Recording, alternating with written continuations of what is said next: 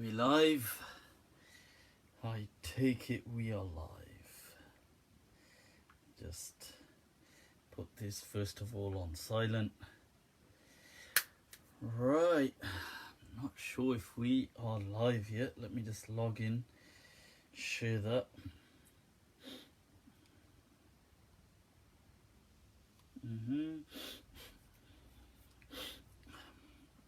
I take it we are live. All right. So, all right, there is that. Oh, there I am. I am live, people. All right, just sharing it from my other page.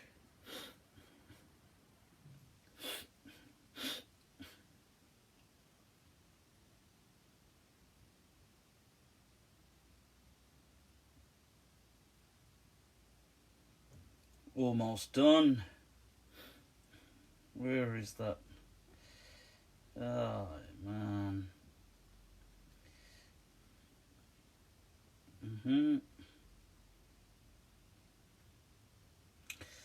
All right.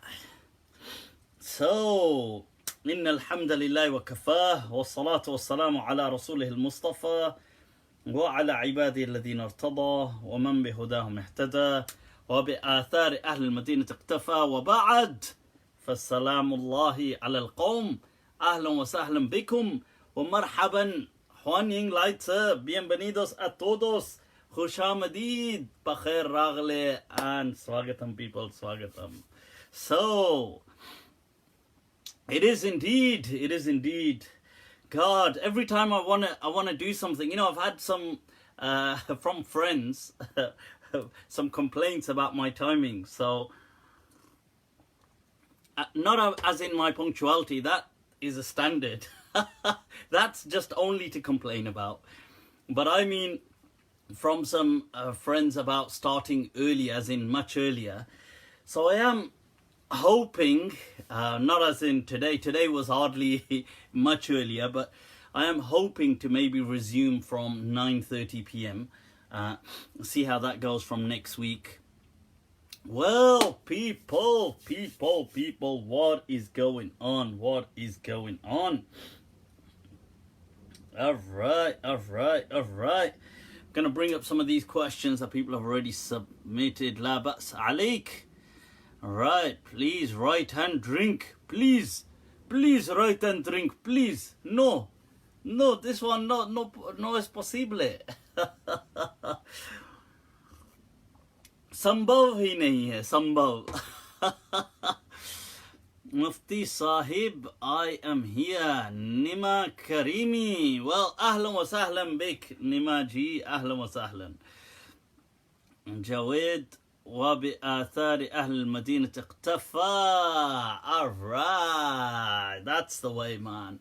Those who follow the School of Madinah. So what is going down, people? We have evidence to show the earth is sort of flat. Okay. Yeah, with such precious information, you might as well just hold on to it. Let it develop some value with antiquity. Right. Is what's right. Sup, bro? Oh, just chilling. Nothing much is up. What is going down, people? What are some thoughts? I did want to... I mean, today I will keep it slightly shorter than usual. I mean, still reasonable. I think, maybe an hour and a half kind of thing, and then wrap it up. Sometimes it's been going 2 hours, a bit more. Especially since I've just been on last week. And what could have possibly happened within a few days, huh? I say that and the whole world's gone to within a few days. Mufti meet and greet. Alright. So, ¿qué está pasando, mi gente? ¿Qué está pasando? What's going down? What is happening? I will be speaking a little later on the Qadiani phenomenon. I can't believe, for those of you that, I'll share this, I suppose, when I'm about to go through the whole thing, but I can't believe that I was being trolled online by Qadianis.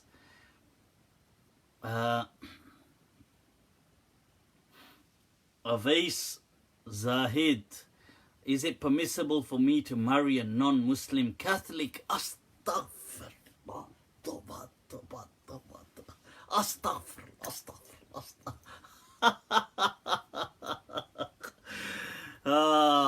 First of all, repeat after me. Say, forgive me, oh Father.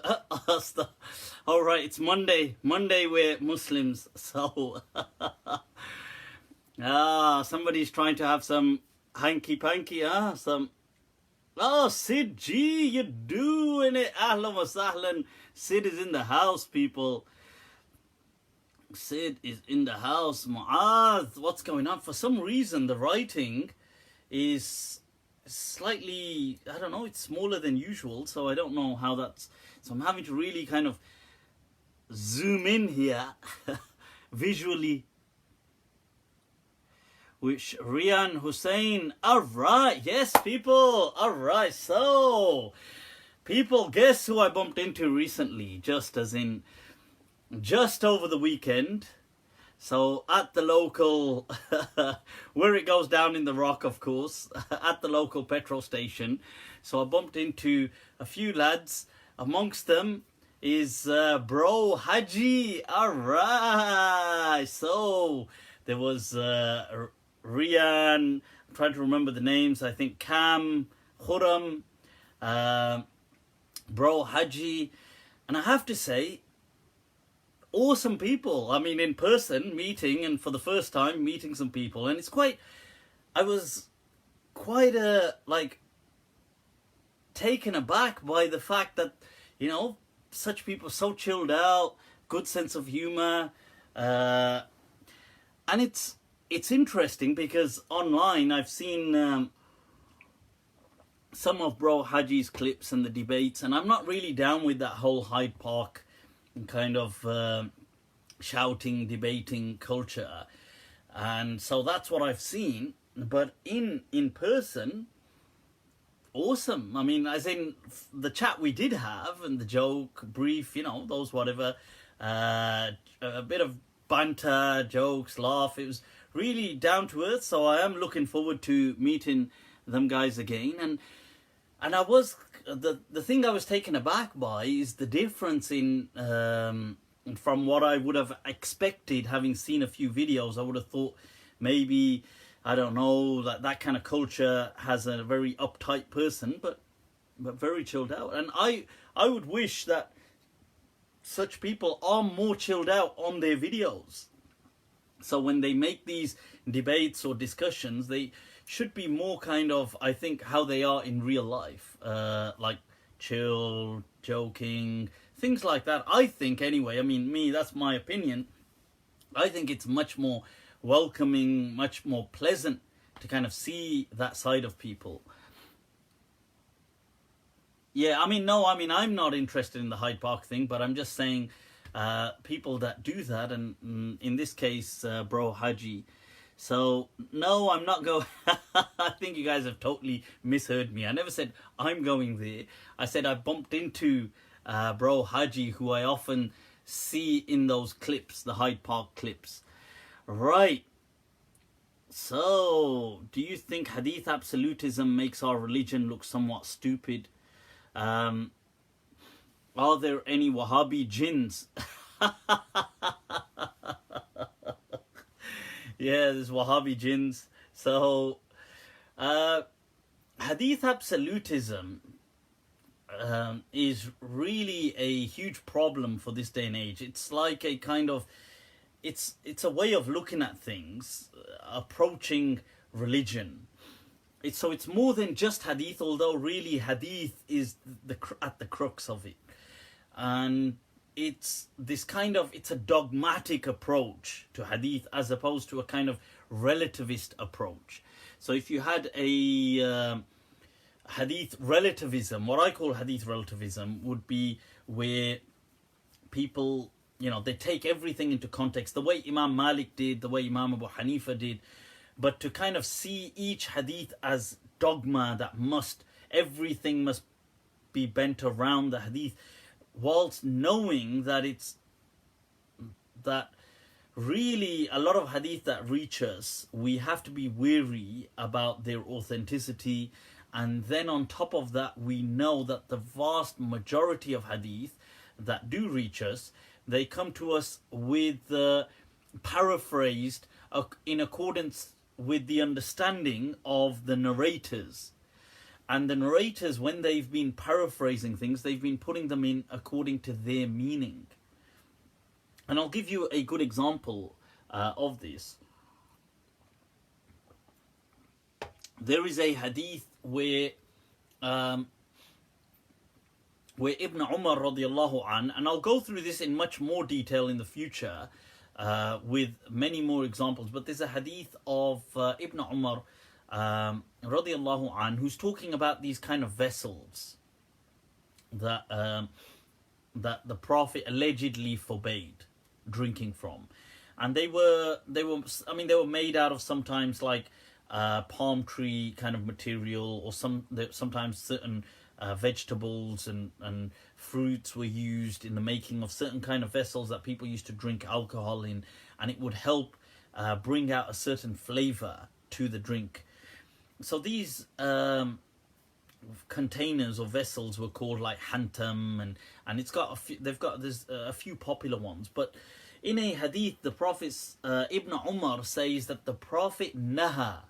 Now it's interesting that and this is used on more than one occasion, but it's to demonstrate this, you see, that he's saying the Prophet naha means to prohibit, as in to tell off about something. So he uses this word in Arabic to say, because you have to remember something. You see, Arabic was the language in which these people spoke.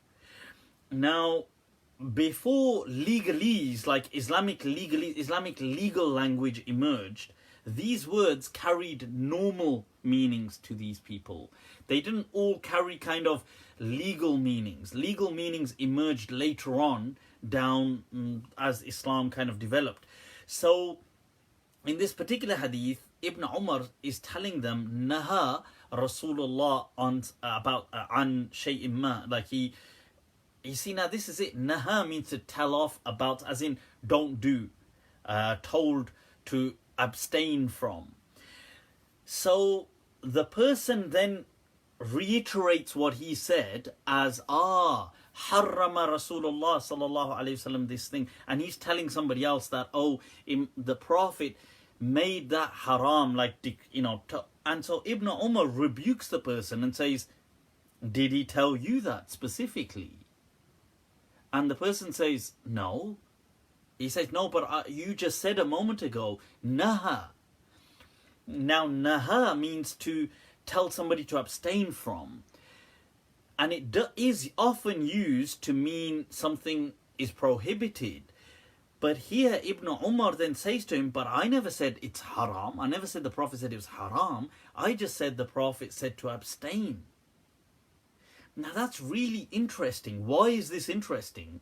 Because it shows that the people who are paraphrasing the hadith, they are at times interpreting every don't do as a legal Islamic religious don't do, where it doesn't have to be that, because we're forgetting that the Prophet and the companions spoke these words as casual words as well, because this was their language and they lived normal life. It's like if I said to somebody, oh no, don't sit on that chair, or you know what, I think don't eat any meat today.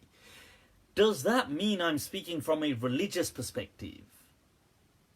Now, not every time the Prophet said to somebody, don't do something, he was speaking religiously. So one was the chance that certain companions may be misunderstanding certain things the Prophet is saying. That's possible. The other possibility is when these companions are transmitting these do's and don'ts, people hearing them are reinterpreting them within a religious legal framework. So they're saying, translating every don't do as in it's haram to do. And then they will transmit that hadith as harrama Rasulullah, not naha. You understand? So it's interesting. This is part of what leads to some of these problems. So when we do find hadith, this is why Imam Malik would often, when he would get a hadith, he would make, and Imam Abu Hanifa as well, that it weighed up according to the entirety of the Sharia, so that it did not go against reason, it did not clash with the Quran or the practice or the deen inherited tradition within Medina, and it did not go against the principles of Islam. Right, so, alright people, I want to become a Mufti. Ahlan wa sahlan people, hell yeah. Andrew, alright, doing it. Right, very important question. I put money in a Pakistan bank. Can I take interest? Right, well, please watch my clip on interest. I have highlighted that these things today do not apply to what the riba of the Quran.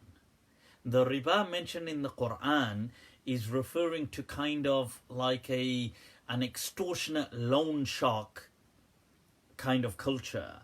It's not talking about institutions and mechanisms of loaning money and the interest rates and things like. It's not talking about stuff like this. So these things have completely, the world has absolutely changed. So if you watch my video where I go through this in much detail, I do explain that, look, the world has gone from in terms of wealth, it's gone through so many different kind of revolutionary points, redefining points. And I explain it as money 1.0 with gold and silver and bartering, to where you've got money 2.0 where first paper and things like this are introduced. And then money 3.0 where we've digitalized everything, and for once we can actually create money out of thin air. I'm not saying that that's how we ought to do things, but for once mankind has assumed that we have this kind of power to do that. And it's interesting anyway. You can watch my whole thing. Did Imam Malik stop going to the mosque because of a urinary incontinence problem? No, that's not true. Can you explain the hadith of Kisa? Right now, Imam Malik not going to the mosque was not to do with, some people have tried to say things like this, because he was silent a lot of the time. He wouldn't say why. So Imam Malik, during the last approximate 25 years of his life, abandoned the masjid. So he would not go to the mosque. And he would just pray at home and keep himself. I mean, he would still teach people and do things, but he wasn't interested in going to the masjid. Now, and this includes Jumu'ah, so he wouldn't go pray Jumu'ah either. So now, whether he did his own Jumu'ah or not, I'm not sure. I don't think he did. But so this is interesting because it's like, whoa, he's obviously a legend of Medina, the Don of the School of Madinah, and him abandoning the mosque. So people did used to ask him that, why have you abandoned the masjid? Why don't you go to the mosque? And he wouldn't speak about it on many occasions, but he has explicitly mentioned so in a few narrations, and Qadi Iyad, amongst other scholars, do transmit them. It is that he highlights that he's just unhappy with the state of affairs. And he says, if I go, I will end up speaking. And he says, and if I speak, there will be trouble. So he just says that I've just had enough of what's going on. So I'd rather just stay at home. And that was the reason. It wasn't, somebody said, right, so it wasn't incontinence or anything like this. So although he was beaten for his stance, it was a subtle stance, but it was a stance against the caliph at the time. I mean, it wasn't a direct, outspoken stance against him, but there was a revolution in Imam Malik's time with Muhammad Nafzakiyah, who, by the way, is the kind of, he was a Shia kind of Imam, but not the Imam of because the Shia tradition really, although they are centered on the children of Ali radiallahu anhu and the children of Fatima, but I think this is my assessment, I could be wrong, but in my assessment, the Shia generally are not too concerned about, like, it's really about Hussein radiallahu anhu, and it's not about Hassan or the other children. So they don't seem to pay too much interest. That's in my observation, I could be wrong, but I think they don't support as much Hassan and his offspring the way they support Hussein and his offspring. So all of the Shia Imams are through really Hussein. They're not through Hassan, his elder brother Hassan. But this Imam, Muhammad Nafzakiyah, he's through Hassan. Now, he had an uprising in Medina that was crushed by the Abbasids. But in his time, and by the way, all the ahadith to do with the Mahdi to come at the end of time have really been fabricated and manufactured to support the rising of Muhammad Nafzakiyah, who was in the time of Imam Malik, who rose. So if you read all the Mahdi narrations, they are just a spitting image of him. They just reflect him, his name, his parents' name, everything about him. That's what the hadith about the Mahdi are about. But anyway, so during his time, when people rebelled and they revoked their allegiance to the caliph, they asked Imam Malik for a fatwa, allegedly. And Imam Malik, although he didn't give a fatwa, but what people had made a subtle connection, they had said, well, our allegiance, our pledge of allegiance was in coercion.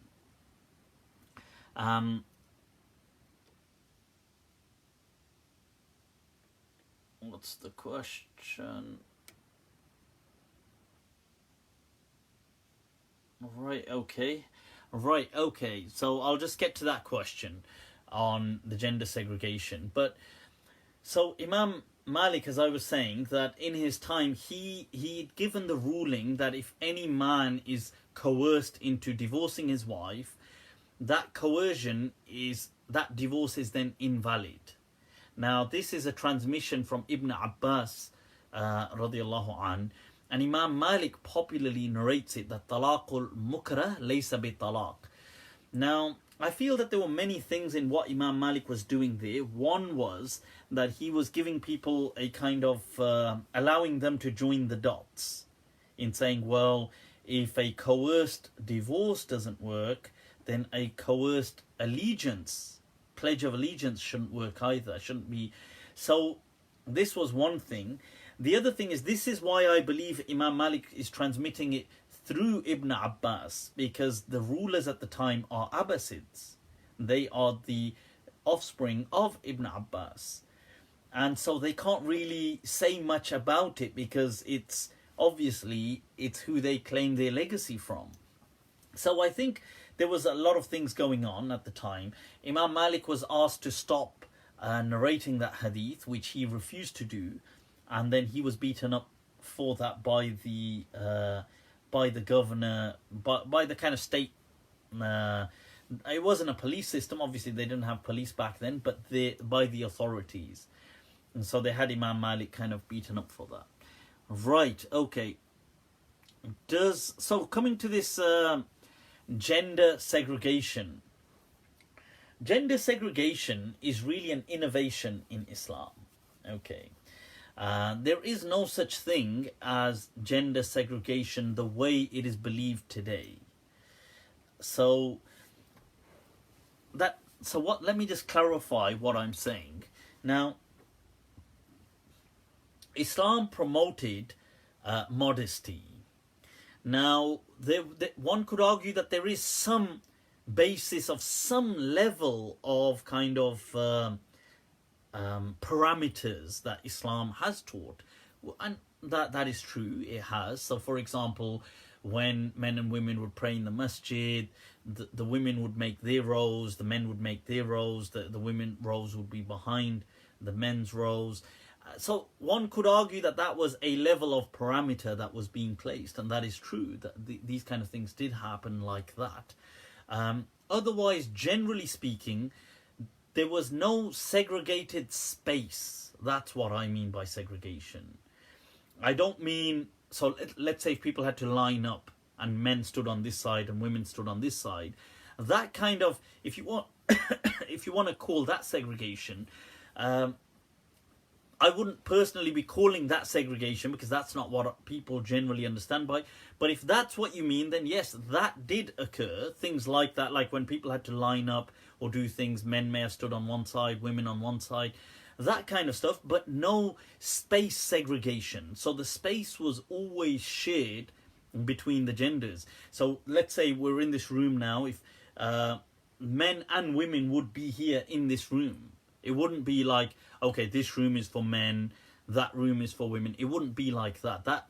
This is an innovation in Islam. It's a bid'ah that people have come up with because they feel they are more pious than the Prophet himself. And it's very unfortunate that not only, that people have this kind of attitude, but this attitude has become so prevalent that to question it is, a person questioning it becomes, he starts to doubt himself. That's how certain everybody is about these things.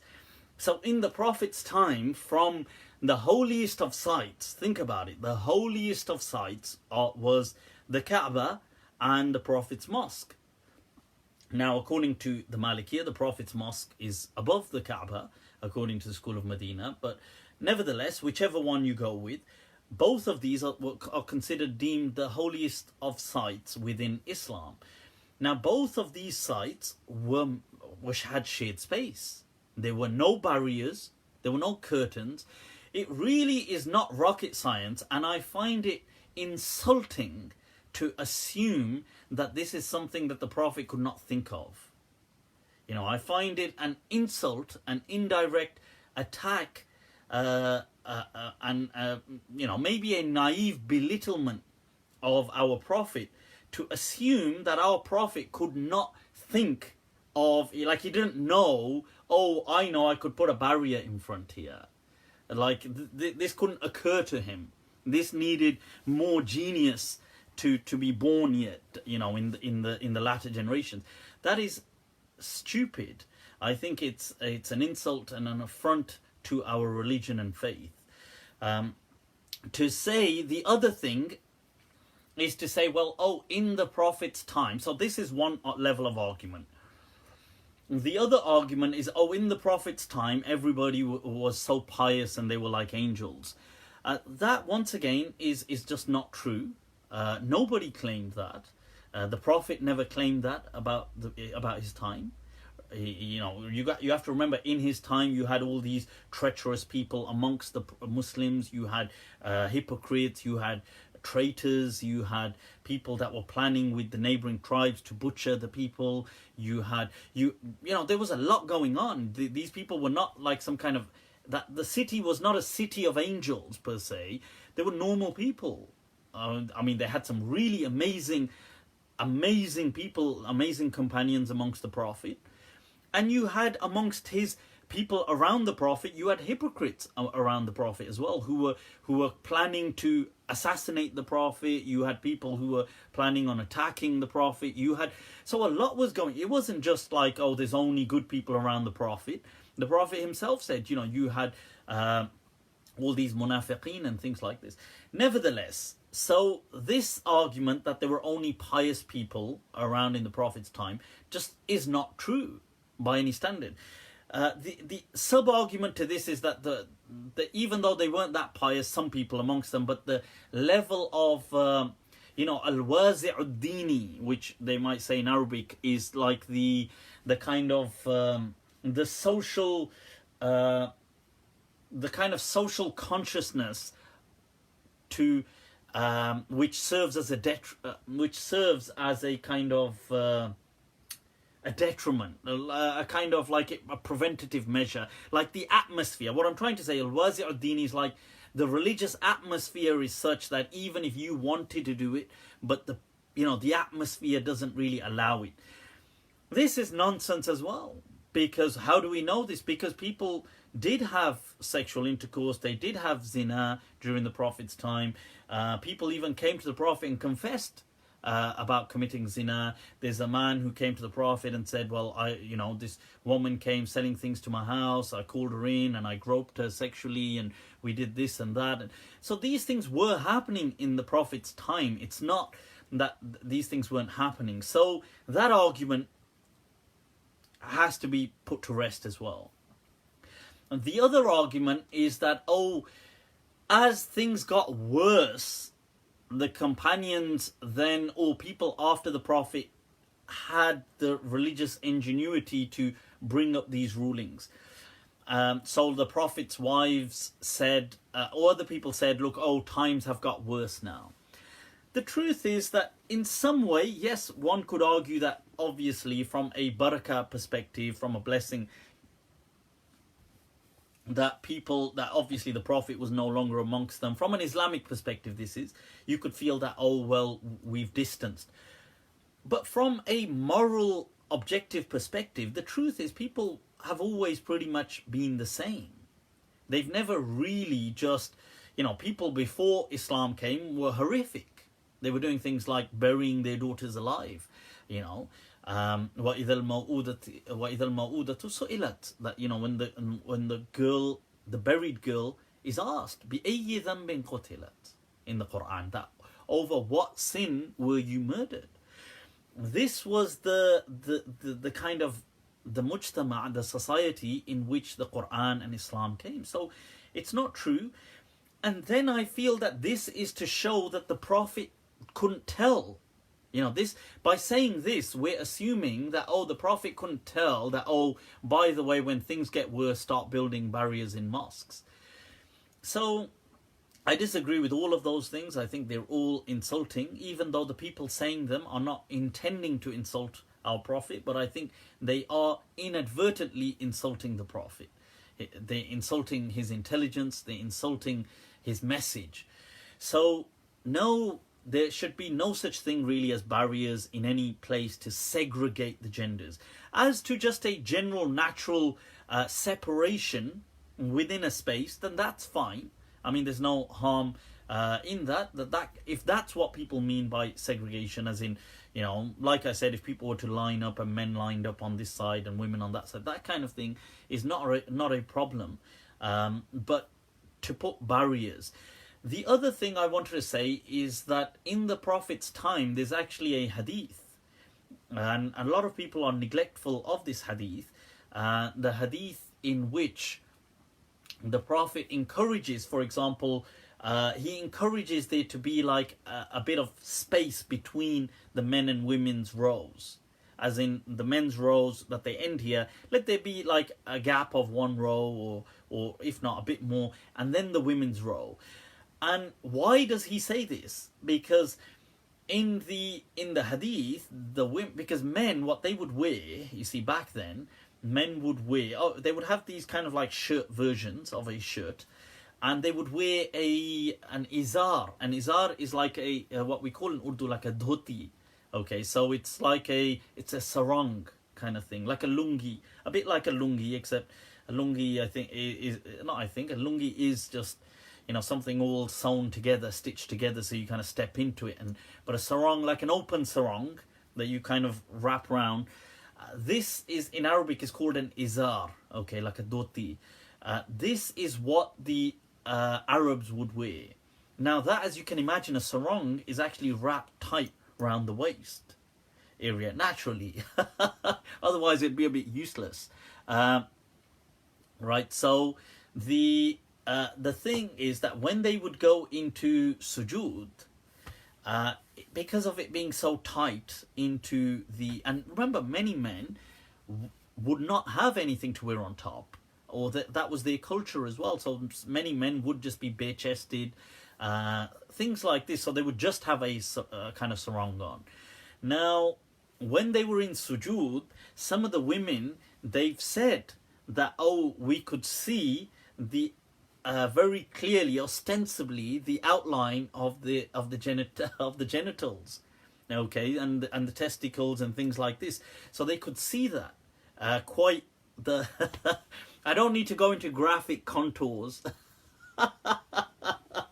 Start like, well, here's a picture of of an example, but I get you get the drift, right? So this is a perfect scenario in which the Prophet could have placed a barrier. You see, the Prophet could have said, aha, well, you know, that's not right, so I'll tell you what, let me place a barrier in between. So, but he didn't. And the women were saying they could see the contours, the definition, one might say, of the private parts of men as they were in sujood. So, yet, well, here's one I drew earlier, or using some plasticine. Here's a model I sculpted earlier on. If we compare them to atoms, well, you've got hydrogen here, and this over here is uranium. Right, so these are. But my point of saying that is that the Prophet still did not intervene by saying, right, barriers and things like this. So in all honesty, these are an innovation in Islam. I don't support these kind of things. I think we need to kind of grow out of this insecurity, and it has created a majorly perverse. Did you think I was going to say diverse? Perverse society, people. Right, so speaking of perverse, Sulaiman Khan has asked, are we allowed to use sex toys? What are they like toys that you make them have? It's like a game you play with the toys. You say, okay. Right, so is that what these things are? Sulaiman Khan, where exactly are you going? Can you send a picture of this toy that you're about to? And we can all rate it, and we can say, well, we can say, yeah, okay, oh. We see one of them, everybody's like, well, what else is going on, people? Suleiman, see your doctor. Unless his doctor is the one that's putting these ideas, planting this idea into him. We don't know. We don't know, you know. Each to their own, I guess, you know. What is the concept of free will? ما رأيك عن الأغنية العربية مثل أم كلثوم كذا هل تسمع? I don't listen to many Arabic songs and things like this. I don't. I mean, I have heard some contemporary kind of Arabic music, and it's okay, but I mean, I'm not really so into these things. Or which book can I find on cannabis? Huh? What? Which book on cannabis? What is your opinion about mixed dancing at weddings? Huh? What kind of weddings are these? Well, once again, you see, obviously, you got to remember something, people. Religion is not going to sanction generally these kind of things. People do what they do. It's as simple as that. Remixed better than mixed. Philosophy book can you recommend? Which philosophy book?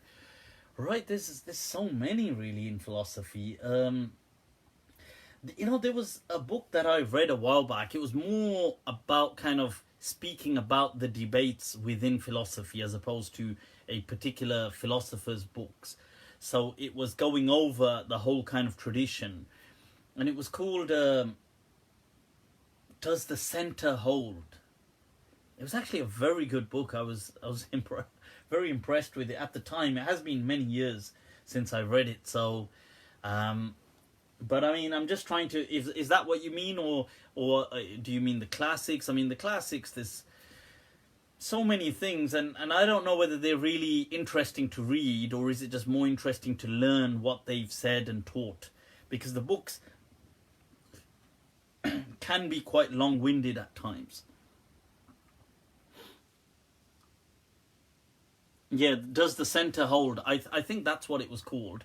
It was really, I do actually have it here somewhere still, but it's gonna be all the way over there, so I can't get it right now. There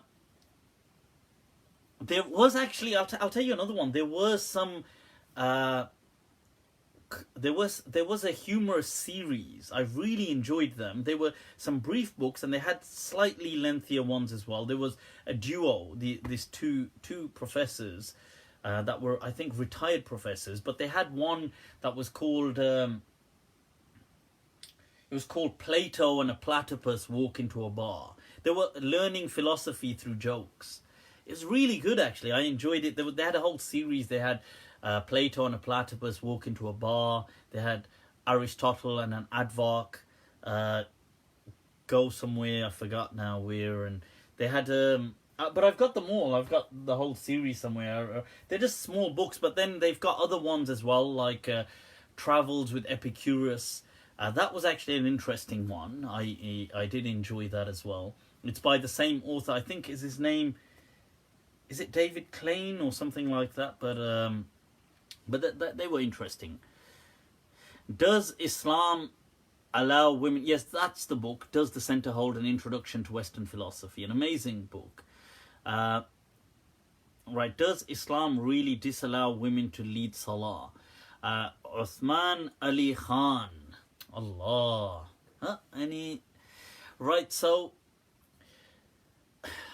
You see, the thing about women leading Salah, I don't think it's hard. Like, I don't think the question wasn't about validity. I think if a woman led Salah, the Salah would be valid. That's my understanding. That's the opinion of several scholars in the past, including like the madhab of Abu Thawr. It's the... I believe, I think it's one of the transmissions of Muzani. It's Ibn Taymiyyah speaks about it. There's a hadith of, is it Waraqah in Abu Dawood, that she would lead the men folk in her house in prayer. I don't think it's a question of validity. To me, I feel that the Salah would be valid. I think the question is more of focus, you know. That you see, it's just men will always be men. It doesn't matter about the size of the imama. I'm telling you, men will just be men. And if they see a woman bending over in front of them, whoever says he still was not distracted, sakht kafir hai. He's the biggest kafir of them all, I'm telling you.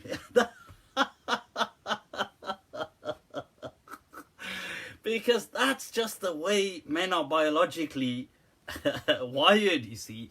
Even if they don't want to, it's still a big problem, you know. I'm just being honest about the situation, you see. This is it. When I'm honest, badnaam ho jata hu. I get a bad rep for being honest. So the truth is, yeah, that's him. And earlier on, was it Dr. Suleiman asking about the sex toys questions? I think you'd have to keep him away as well from the masjid. But I think it's just an issue of just being real, that most, if not, unless they're gay, I suppose. In which case they probably, it's an interesting question, because then seeing the imam bending over might be just as intriguing philosophically for them.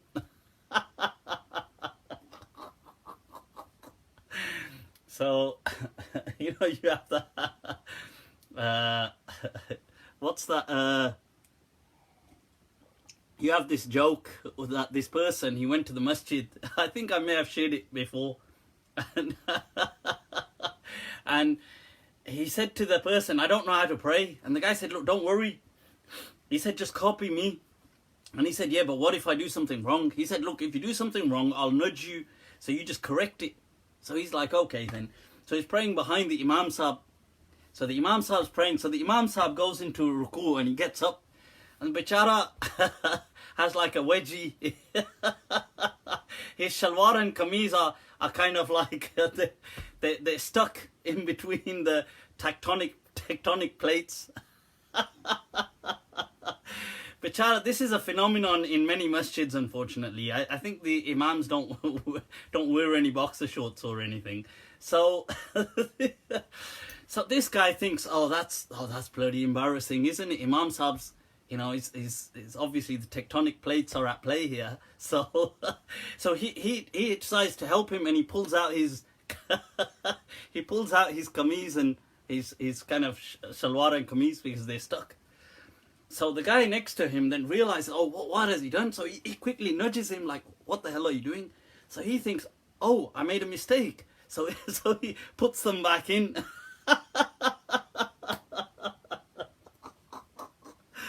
Oh, well. And now I take it today we've learnt that his name was Dr. Suleiman. And he attends my Q&As live and asks about the permissibility of toys.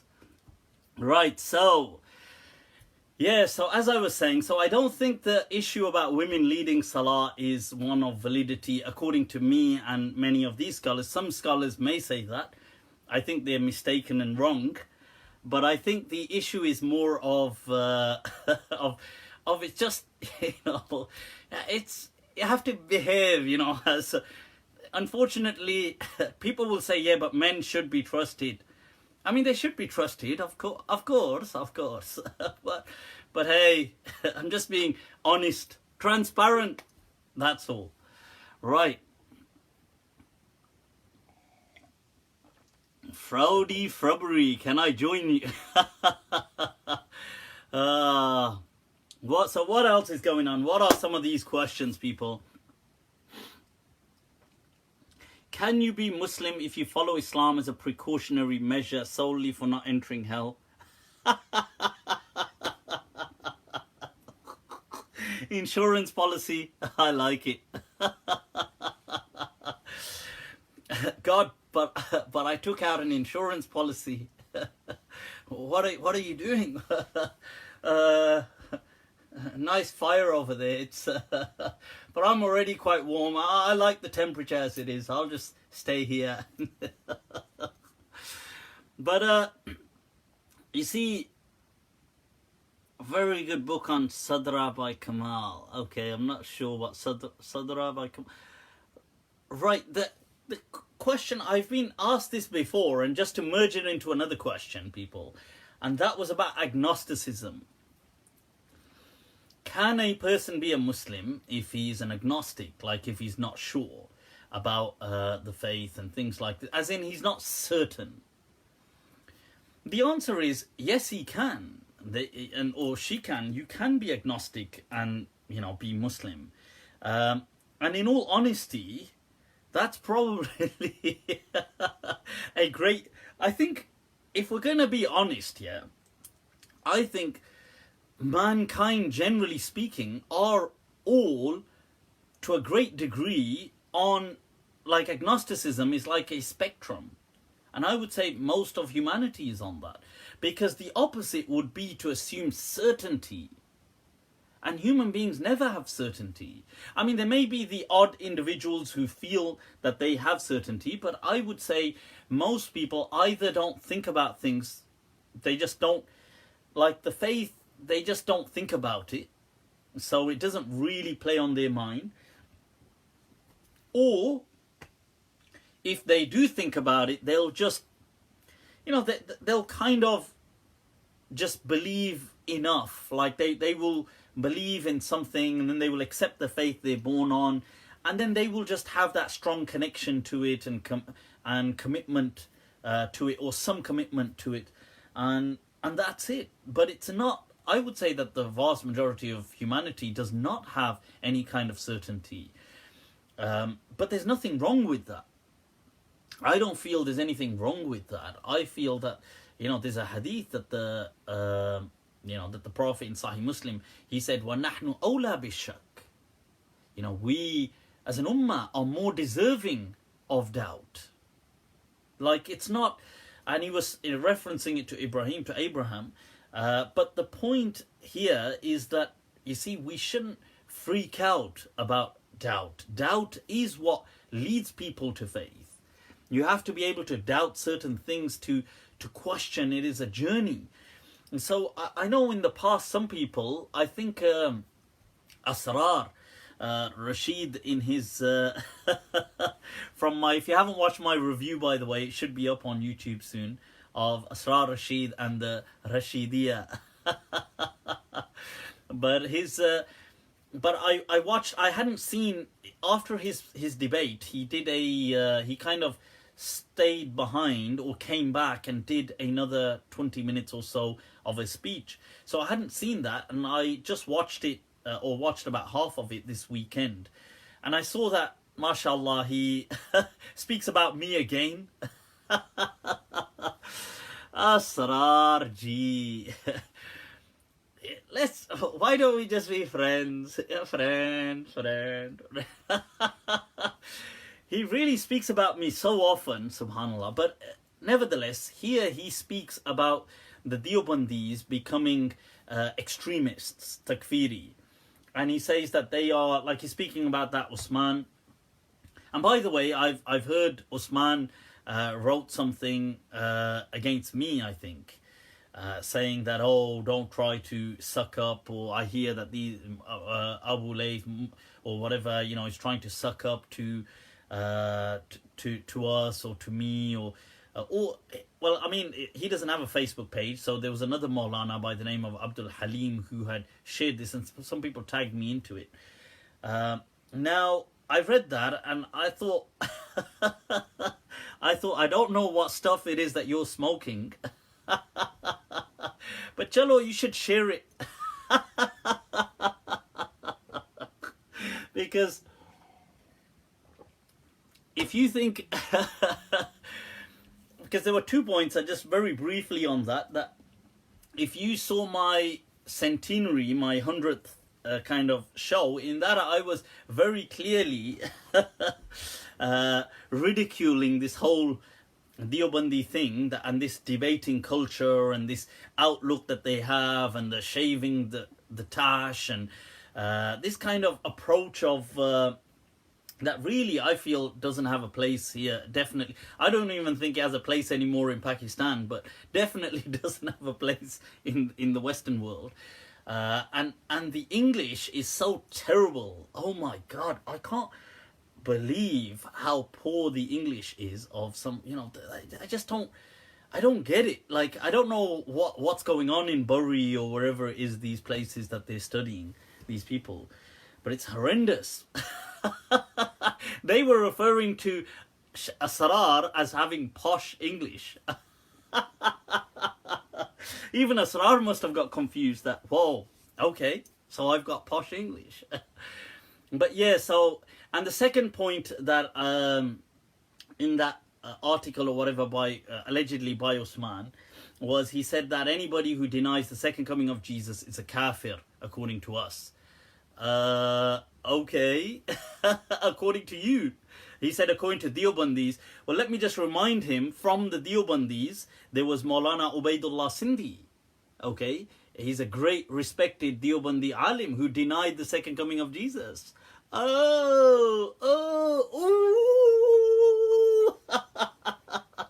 Right. Kafir! And there was Maulana Abul Kalam Azad. Unko mat bhuliega. Abul Kalam Azad, who's respected and revered amongst the Deobandi ulama, he denied the second coming of Jesus. And there were people like Allama Iqbal, who, although he's not a Deobandi, but still respected by many of the Deobandi Akabir. Is he a kafir too? So I think you really want to, that just goes to show the lack of knowledge these people have, even about their own thing. But anyway, coming back to what I was saying. So I watched this, I caught up on this clip of of Asrar speaking, and it was but anyway, my review should be up on YouTube as well, so you can catch up with that there, people. So right, before I losing my I want to make a point actually of damn, lost my train of thought now. What was it about? God damn. I should have a few secretaries sitting here kind of reminding me. Right, but anyway. Right, so yeah, now right, let's take some other questions. I will be discussing the other Qadiani thing a little later on. What are angels? Are they beings or human? What is the concept of free will? The jinns attacked you, lol. No, I don't think any jinns have the agnosticism. Oh, right, thank you, sorry, I almost forgot. So Asrar in his clip said that these Deobandis, they turn out extremists, and they kind of takfiris and extremists. And he said, and some of them go at the other end of the spectrum, and they endorse agnosticism and secularism. And he said people like Abu Layth. So I was like, okay. I was like, yaar, na jaan na pehchan, main tera mehman. One of these, wherever you just throw Abu Layth in. So I thought, well, okay, I'm not so sure about what you're talking about. But that said, look, we are all, I have been asked this question before about agnosticism, and I would say, look, we all have doubts to some extent, because nobody has absolute certainty, and there's nothing wrong in having certain doubts and things like this, and this is part of the developmental journey of faith. Cool. Mufti Saab, what is the concept of free will? Well, we as human beings have free will. Kashif Khan, oh, is that Ustad Kashif? Alright, people, alright. People, that's Sheikh Kashif Khan from Australia, in the house there. So if you haven't connected with him, he's definitely somebody worth connecting with.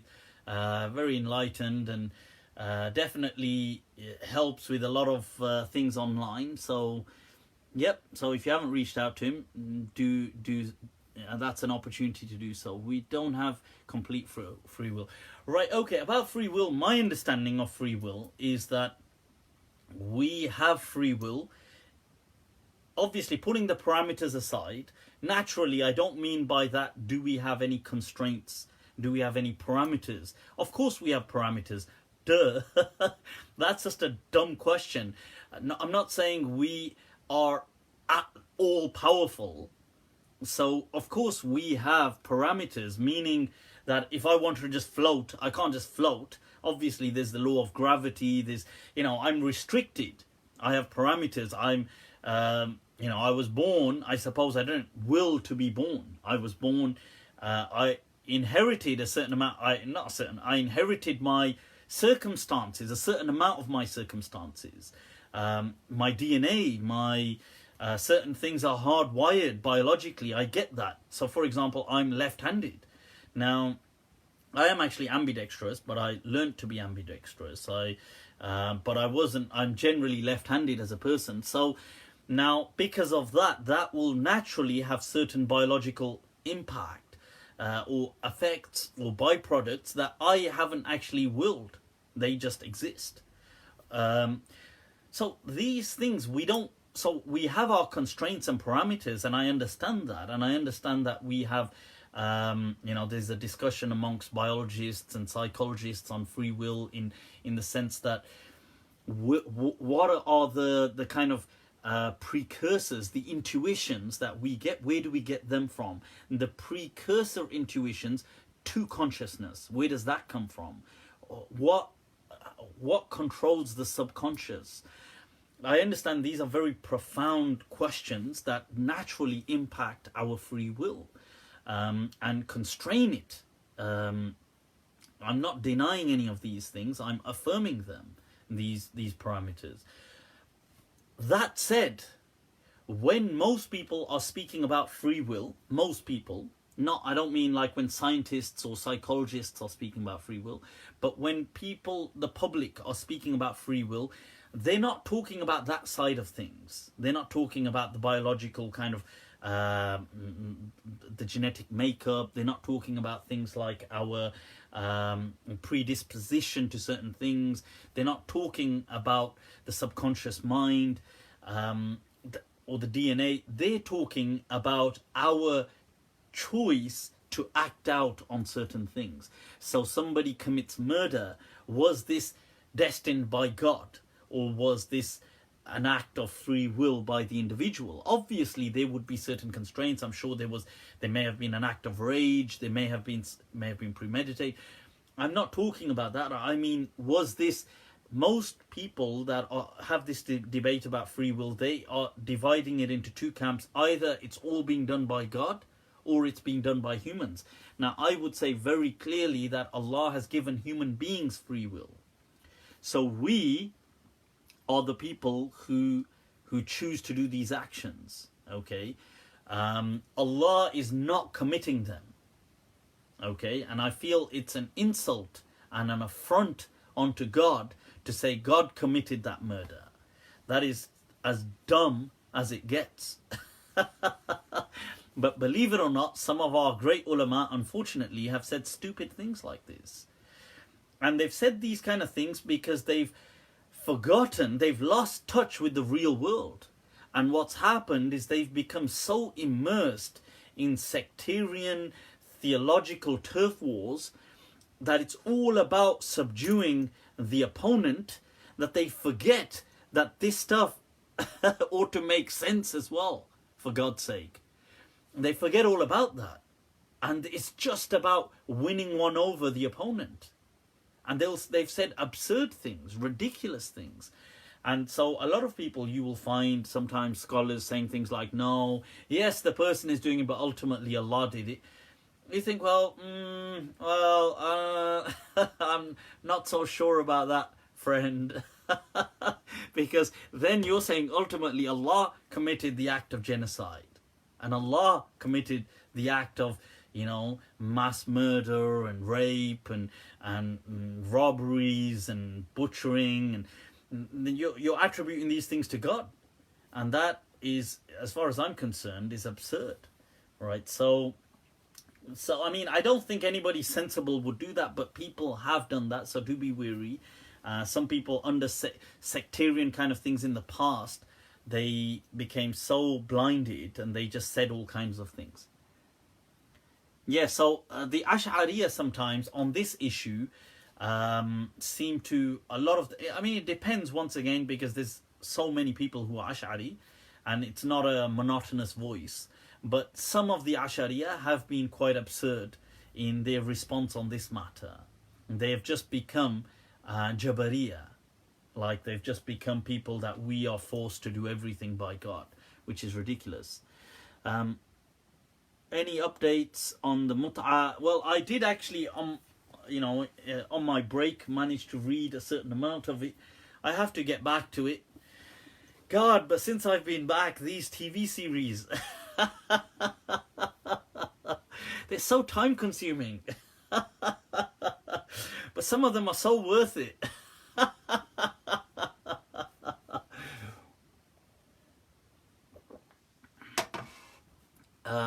It's all about the shape of your brain. I'm not sure what that means, or that it was all a dream. Once again, no idea. Muhammad Naeem Safda. Ah, Bro Hajji, you naughty. Bro Hajji's in the house, people. Alright. I did say to Bro Hajji that since his debates with the Shia get really passionate, and I said, look, you should surprise them by just doing a case of mut'ah. It'd be like hashtag plot twist. They'd be like, what? Can you do Jumu'ah, Salah, Khutbah in English? Right, okay, now there's a difference of opinion, but I'll tell you what my understanding is. My understanding is that I think the way to do this is that there should be some form of a khutbah in Arabic, some form, as in, some brief khutbah in alhamdulillah, nahmadu wa nasta'inu wa na'udhu, anything, something in Arabic, and that should be before the end. And what I would advise is, why not then split it into two, like many masjids do, as in have the first speech just about your speech in English or whatever it is that you have to do, and then the second one, when you get up, just have that just in Arabic, and that could just be the sermon ritual aspect of Jumu'ah. So Jumu'ah has a debate over it, that what is Jumu'ah in essence?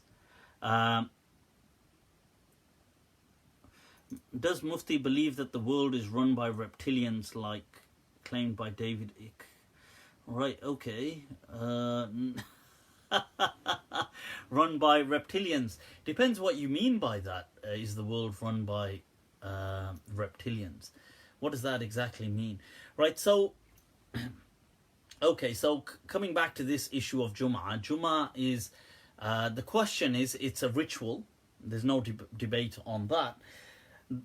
Is it more of a ritual or more of a political act? This is the debate regarding Jumu'ah. So many people feel that Jumu'ah is more ritual, and some people have felt it's more political. Because there's no denying that both of these elements exist in Jumu'ah. And by political, just to explain what I mean by that, because I don't want to confuse that. It can sound confusing. So in Jumu'ah, what people do is, it's an act of bringing people together, of reinforcing the community. It's a kind of, it's an act of, and the reason I've said politics is because of kind of like associating polity, I suppose, but saying that in Jumu'ah, usually people will mention who the leader is and they affirm his name. In fact, historically, many people only knew who the leader was of their region by the Jumu'ah khutbah, because the Jumu'ah khutbah would affirm the name of the leader. So this is why they would realize, oh, this person is, because contrary to false, forged nostalgia, Islamic nostalgia, there was never really one global rulership ever, apart from in the very early days of Islam. Shortly after that, the Muslim world has always been ruled by multiple people, loads of different kingdoms. Now, obviously, neighbouring kingdoms would take over one another. Who was your current ruler? You would learn from the Jumu'ah khutbah. The other thing is, the Jumu'ah masjid is called a Jami', and the Jami' imam was only appointed by the leader. So, like today, you could just, like, let's say I build a mosque, or somebody builds a mosque, they could just pray in that mosque and lead people in that mosque. You could do this. It's an act of generosity. Man bana lillahi masjidan, bana lil, that whosoever or builds a house or a masjid for Allah, Allah builds for him baytan fil jannah, a house in, this is like the famous hadith, an abode in paradise. but that was to encourage people to build mosques and things. Now the point is that if you built a mosque, you could lead people in it. However, you were not allowed to construct a jamia, and you were never allowed to be a jamia imam. You have to understand this. The jamia imam was only appointed by the statutory leader. Hence, in Islam, all these great imams that we learn of today, Imam Malik, Imam Abu Hanifa, Imam Shafi'i, Imam Ahmad, Imam Bukhari, Imam Muslim, all these great imams we hear of, none of them in their lives ever led a Jumu'ah. You can forget that. Forget it ever. They never led a Jumu'ah in their lives. It would have been unthinkable of these people to ever lead a Jumu'ah prayer. Because the Jumu'ah prayer was a political act that had to be, could only be authorized by whoever the regional ruler was, or the king or whatever. So none of these people like Imam Malik, Imam Abu Hanifa, who today we obviously rightfully so, but we praise them and we're huge fans of them. But these people never ever, in fact, none of these people even led people generally in prayer. They were never imams in the masjid. But maybe on some occasion they led prayer somewhere. But they weren't generally imams of a mosque. And they were never in their lives imams led a Jumu'ah prayer. So that's something you have to kind of grasp actually. So this divide, what is Jumu'ah? Is it more political? Is it more ritual? So based on that, a lot of the rulings would vary. So those people who felt Jumu'ah was more political, they would say that yes, it's fine to do a speech in another language. It's fine to, and they would even state that maybe that for Jumu'ah really in non-Muslim countries doesn't hold the same significance as it does under Muslim kind of rulership. And so hence there are some of these fatwas that you will see, like Allama Javed Ghamidi Saab and other people mentioning that, for example, Jumu'ah is not an obligation. It's a good thing, but it's not an obligation in non-Muslim countries. But this is what they've based that thing on, this understanding. So the other understanding is, no, it's very ritual, and therefore the speech has to be in Arabic and it has to be like this. But you can meet it halfway by saying, look, you can do the English speech first and then do that. Right, okay, next question. Tutti, do you remember your soul? Huh? What the hell? People are just having their own dialogues on Mufti. There are Muslims boycotting Hajj. Is this allowed? Salam Mufti. I saw that Sheikh Ibn Taymiyyah wrote a book defending the School of Madinah. It's published into English, the Medinan Way. Of course. What's his name? Yes, there is a book by Ibn Taymiyyah. It's in defense. It's in defense of of Ahlul Madinah, and he wrote it as a rebuttal against those people who refute the School of Madinah. People like Muhammad ibn Hassan al-Shaybani, the student of Abu Hanifa and others. And it's a very decent, it's a very good book actually that Ibn Taymiyyah wrote. It's one of his better. I would say it's a brilliant book. And in fact, reading it, one would almost assume that he's a Maliki by reading that book. Although he's not, but he was, I would say, in some ways influenced by that Medinan way of thinking about maslahah. Ibn Taymiyyah to me is an individual with multiple personalities. Okay, he is he's a kind of confused individual to me. Ibn Taymiyyah is, he's definitely a genius. I'm not denying that he was incredibly intelligent. He was. However, I don't know, at times he's very reason-based and he promotes reason. Believe it or not, he does. And at sometimes he's so irrational. He's like so irrational and sectarian and dogmatic. It's just shocking. I can't seem to. He's an individual. Maybe he had certain health issues, mental health issues in his life. I don't know, because he was imprisoned for a huge amount of time in his life. I know he refrained from women. This one not nice, Women, how? Why would you refrain from women? So Ibn Taymiyyah decided to take a vow of celibacy, and this one too much, This one mess up the brain, That testosterone, all that testosterone get to the brain.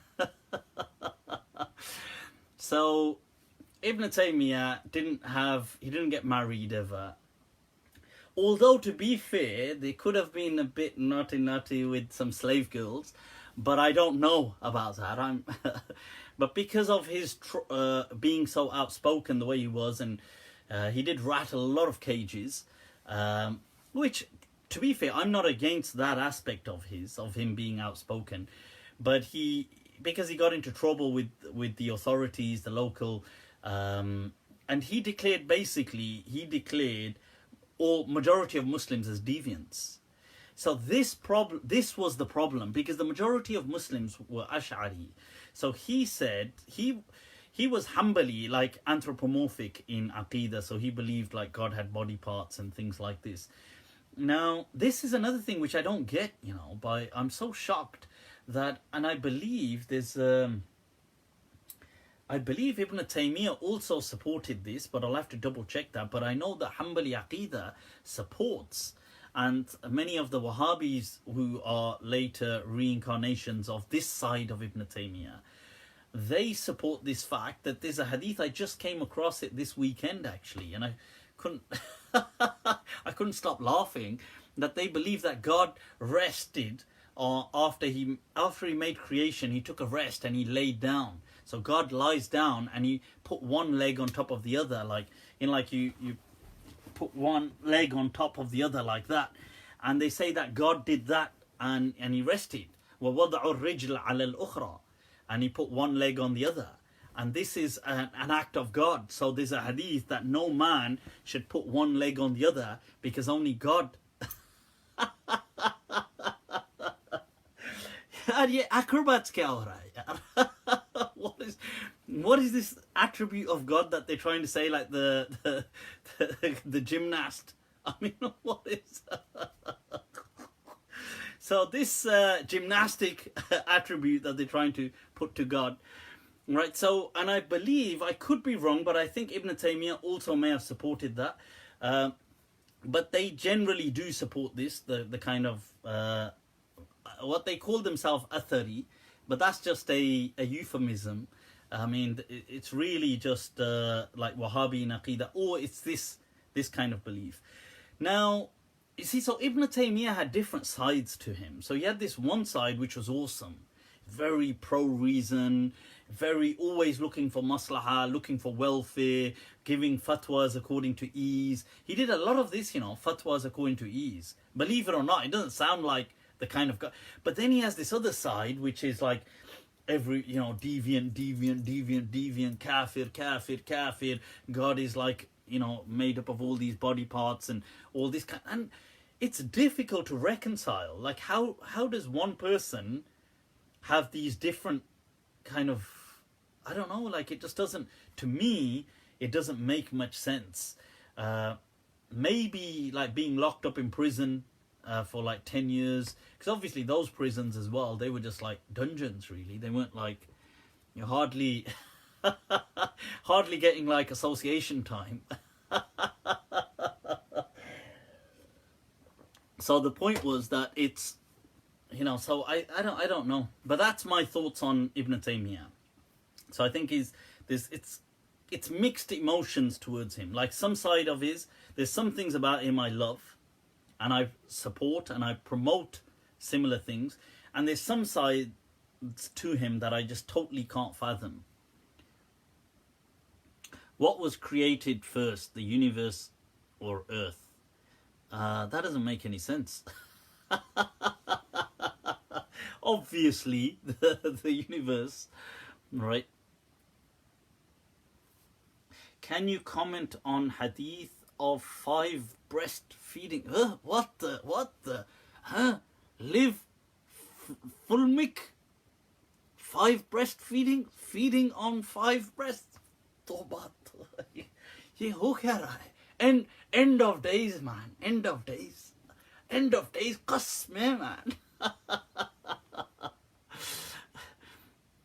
Oh, right. Sorry, there's more to the question. Let me see.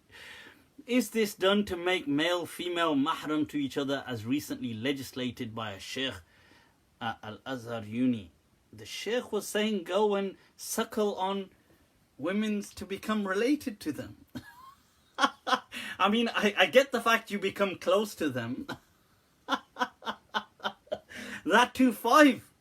He's got to get 5 different... What are you what's going on here? I'm confused. Can I follow that madhab?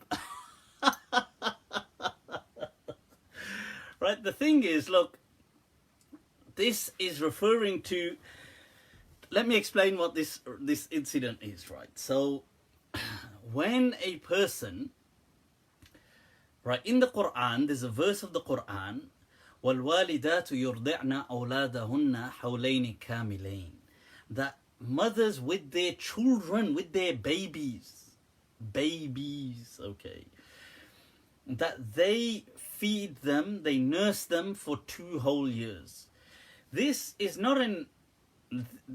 said as a statement in the Quran. It's not as an instruction, but it's to show that it's as a guideline for people that were asking at the time. Now from here, a lot of ulama started to extract rulings. And they started to say, well, okay, right, so when a mother nurses, she breastfeeds her own child, naturally that milk it's nourishing, which is true, it is nourishing, and it's contributing to the growth and development of the child. So, which is true. Now, and that's creating a mother-child bond, which is true. So all of these things are true. There's nothing wrong about these things. Now, some people have felt that, okay, if a woman feeds a child, if she breastfeeds a child, does that child, and that's not her child, does she take the ruling of like a foster mother towards that child? So most madhabs have said, most scholars have said yes, so long as it is a baby, 2 years or less in age. So if a woman breastfed a child, then that child, she's like a kind of a foster mother almost to that child in the future. So, and this is for example, I mean, not that, I know, not to gross you guys out, but so for example, she would never marry that child, that person, when he grew up. She would not. So she would have a kind of a relational bond with the child, as though she is his actual mother. Okay, so this is the this is the ruling. Now the question was, some madhabs, like the Shafi'i madhab, they said, oh no, this can't just be over breastfeeding. There must be a number of suckles that the child must do. And they said there must be 10 in one hadith, or 5. Khamsa rad'at. And this hadith is not true, people. And that's just very clear, because the hadith in itself is absurd. Okay. Even though it is in, parts of this is in Bukhari and Muslim and things like this.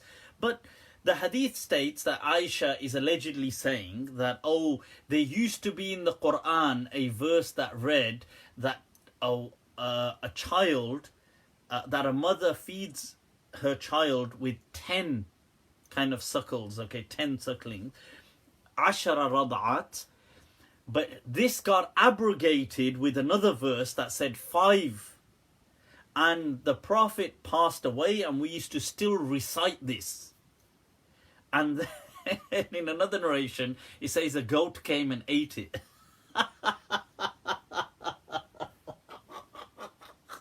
Yeah, a goat came and ate it. Goat was excited. Goat ate a part of the Quran. What nonsense is this? So this hadith is totally fabricated, people. There's no such thing as this, and this is not a part of the Quran, and it does not exist. Okay, so this, just to clarify that. So some people have said, look, oh, maybe you can use this, and then there's another ruling that, oh, if you breastfeed an adult, does he become a mahram? I don't know what games people are playing here, but then this becomes another game. Our game kill it, you know.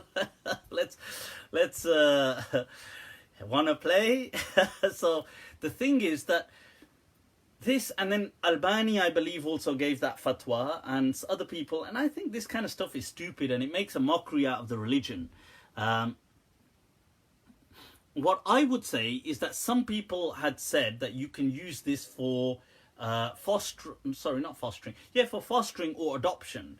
But what I would say, and this is my fatwa, listen up, people. Allah, Allah, it is I, Mufti Abu Layth.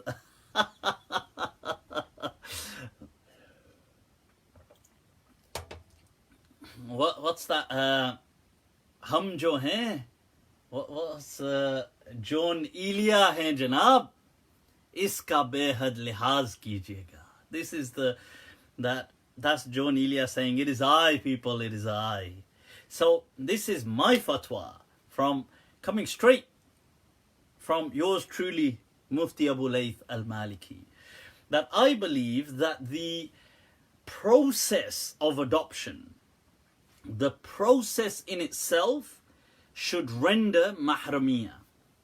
So the moment a person adopts a child, that process renders that child a mahram to you. Okay, so you are a mahram to them. Khalas. That's fine, because they've undergone the process of adoption, whatever that process, and that process may vary in different parts of the world, but the the process, so in some parts of the world it might be making public announcements that this person is like my child now, or in some places like here in the UK, obviously there's an application process, a verification, an approval process, the whole thing. By the end of it, if you're approved and you have a child, that process has rendered the child a mahram to you. So you don't need to do things like force feed the child breast milk. Oh, sorry, the adult, the borderline adult. Like the person's thinking, yeah, this is a rather kinky household I've been brought to. Is this how they receive all their guests? Yeah. So that's what I would say. What's going on? Do parents have uncontrolled rights to do? What's that question? Should others unconditionally support parents' positions they have towards their children? I'm not sure what that question means. Do parents have unconditional rights towards the? I'm not sure what that means, because I can understand that in so many ways. Are you talking about in how to tell them off? Is that what you mean? Or do you mean in placing restrictions? Or do you mean in the child having to listen to the, or I don't know what that does. Do you mean in supporting the child? I don't know what that means. Dr. Suleiman Khan is back with I don't mind suckling. You naughty people. This one we call the Turkey. There's a word in Urdu, Hindi, Turkey, which is like proper perverse. My Ahmadi refutation. Yep, I'm gonna do that. Gotta get onto that. Should take 1-2 questions and then. Okay, shall we go? Yeah, let's take 1-2 questions. Oh, I haven't taken any from the. How's witr prayed? Is Qunoot before or after ruku? Right. Okay. So Abu Muhammad is a. Look at this. See, somebody who's concerned about prayers. Seeko kuch, seeko. Learn from Abu Muhammad. God damn it. Too busy trying to become mahram with women by going around trying to trying to nourish yourselves with the powdered milk. What's wrong with you people? Learn from Abu Muhammad. Only person here asking. You got Sulaiman asking about sex toys, and you've got other people asking about this. And here's a brother, mashallah, mashallah. A brother, when we're praying Qunoot, do we raise our hands before or after, or do we read aloud? Can you imagine where everybody else is asking these questions and then he asks this question? Everybody just pauses. There's like pin drop silence. Are you for real? Yeah, is he a real person? Is that a real account? Somebody find out. Is that a troll account? The one God-fearing person amongst us on earth today. Jazakallah Abu Muhammad. Jazakallah ya akhi. Ya akhi. Subhanallah. Inna alhamdulillah nahmaduhu. Na'am. And yeah, I'm speaking to a pious person, mashallah. So the question is that do we do witr? And it's been so long somebody's asked me about Islam. I'm a bit I need to sober myself up. This is subhanallah. Yes, so my brother Abu Muhammad. So, the question is that newly married, hell no. If you're newly married, why would you be praying? Why would you be worried about Qunutun nazila. You know the Qunoot, you have to pray against an enemy to be destroyed.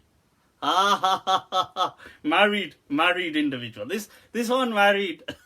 It's like, Ya Allah, destroy her. Destroy. Ya Allah, zilzil qadameha. Ya Allah. Ya Allah, make her car insurance go up.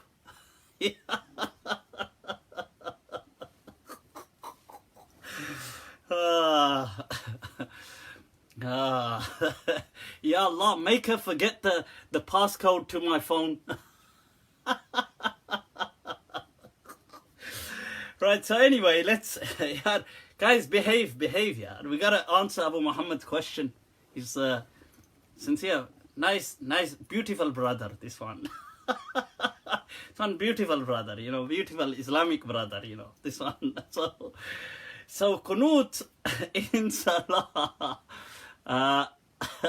In Salah. Now, okay, so there's a difference of opinion on Qunoot. Now, Qunoot is the dua you make after recitation and to do with ruku, either before or after. Now, the Maliki madhab does not accept any Qunoot. In fact, none of the madhabs, apart from the Hanafi madhab, accept Qunoot to be in witr. So they feel that there is no Qunoot in witr. So, I mean, I feel bad now. That's a bit of an anti-climax. I had the brother waiting for so long, only to tell him that most the ulama don't even accept Qunoot in witr. I feel like I need to make some stuff up just to keep the brother engaged, because, you know, somebody after so long they ask something and I've got to tell him it doesn't even exist. But okay, wait. The Hanafi madhab believes that there is Qunoot in witr. Okay. The other madhabs do not accept any Qunoot in witr. The Shafi'is and the Hanbalis say that in Ramadan you can do Qunoot in witr if you want. In Ramadan only. Right, so that's the other madhab. So the majority, the Malikiyah, Shafi'iyah, Hanabila, they say Qunoot is in Subah. So it's in the morning prayer, what other people call Fajr and the Malikiyah call Subah. So it's in the second rak'ah of Subah. And it can be before or after. It can be, so it doesn't really make a difference. Ibn Abi Zayd says, Kullu dhalika wasi'. All that is, it's open, it's up to you. You can do it before, you can do it after. I mean, it's just a place of preference, I guess. You can raise your hands, that's fine. And there isn't really too much, they're not too strict about this. Raising your hands, and you can recite it aloud. I would say if you know, there's no harm either ways. There's a lot of flexibility in this matter. You can just say it aloud. So if that's what makes things easy for you, go for it. By all means, it's all good. Alhamdulillah. You keep praying. The main thing is, Abu Muhammad, you keep praying. Pray for all of us sinners.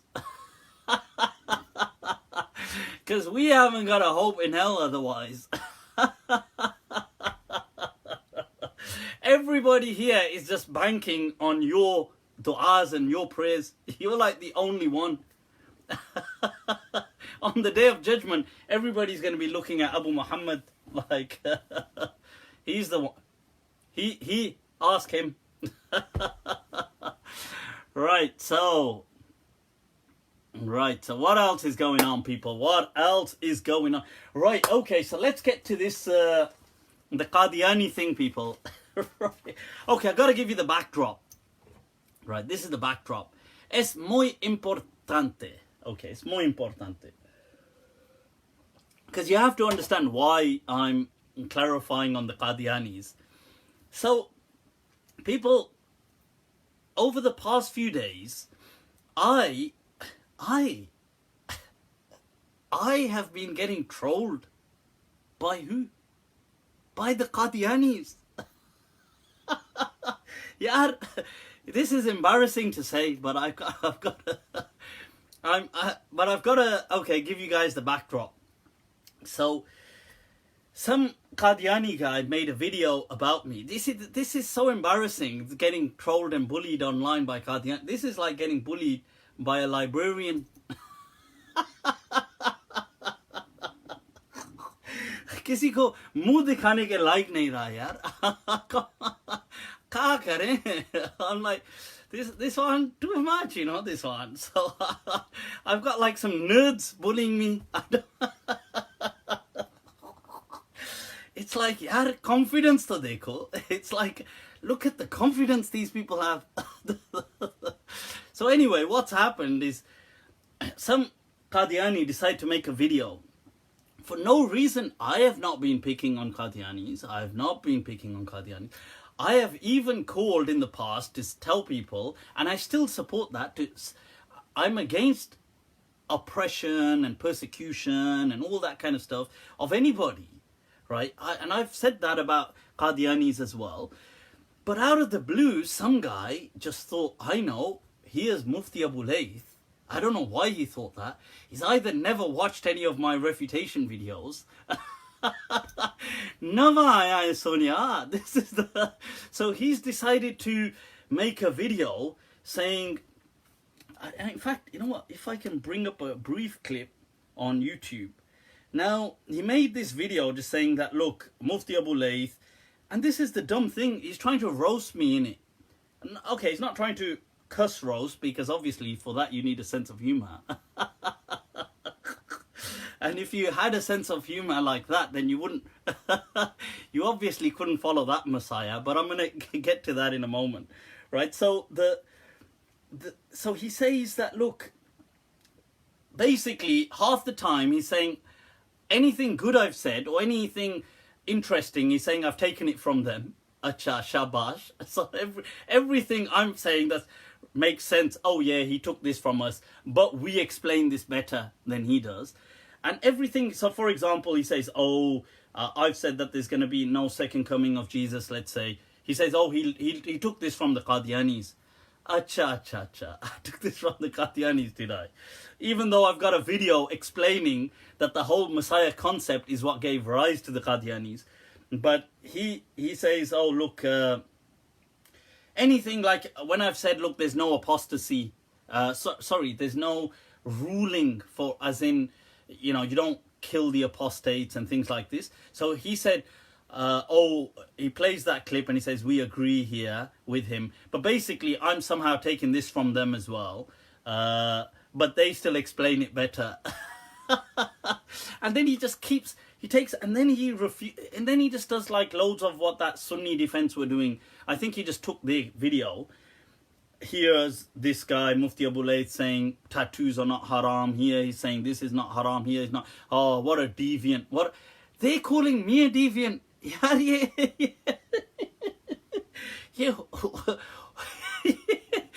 ho raha hai, boss? They're calling me a deviant. The Qadianis are calling me a deviant. I'm just shocked. But this is the... Look, look at this, guys. So this is the guy, right? I'll just show a brief clip of him. Brought the last religion. He brought the last Sharia and is the last law-bearing prophet. As for the books Abu Layth quoted, only denies the concept of law. Oh my god, oh my god, oh my god. Then his final claim, he goes on to saying... That voice. Yes, I love. And then he does that. But anyway, then they repeatedly tagged me into this clip. And then I just said, look, this is so dumb, but they wouldn't let me be. So, okay, I said to them, look, if you carry on, people, I'm going to respond to you guys. So anyway, that was the background. Then they trolled me. They came, so many of these Qadians came onto my posts on Instagram and they made all these comments. Within something like a few hours, I must have had to block something like 40 of them, something like that. And then over this following days, they continued to troll. I couldn't believe this, yeah. Right, so this is just taking the mix. So anyway, I said, look, okay, hold your horses, people. Yeah, I will. So one of them started emailing me. And he started asking me these, it's me. I said, who are you? Introduce yourself. I'm the one who did this and about this video and this and this and this. Yeah, I don't even know who you are. You're not introducing it. I've got no idea. And so obviously, you know, if you're going to wind me up. So I just said to them, look, okay, legitimate question. I said, okay, here's a sincere question. Was Mirza Ghulam Qadiani an inbred? Okay, sorry people, but that's what you're gonna get if you provoke people like me. This is obviously gonna happen. Then he was like, look, oh my god, I'm gonna share these emails. I was like, why are you gonna share them? I will share it, yaar. Aap kahe ko takleef utha rahe hain, janab? I will share it. Anyway, so put that all aside. So people have asked, what is this Qadiani thing? What is the backdrop? Let's explain about Mirza Ghulam Ahmad Qadiani Sahib. Right, so people, first of all, right, I'm going to come back to those of you wondering who he is. I printed off of Islam, but you might want to see his picture closer still. So the bloody good looking fella, honestly.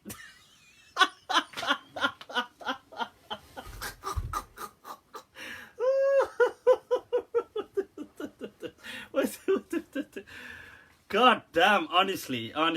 Wow. Yeah. This is bloody good looking guy, mashallah. Oof. What? Right, so this is him.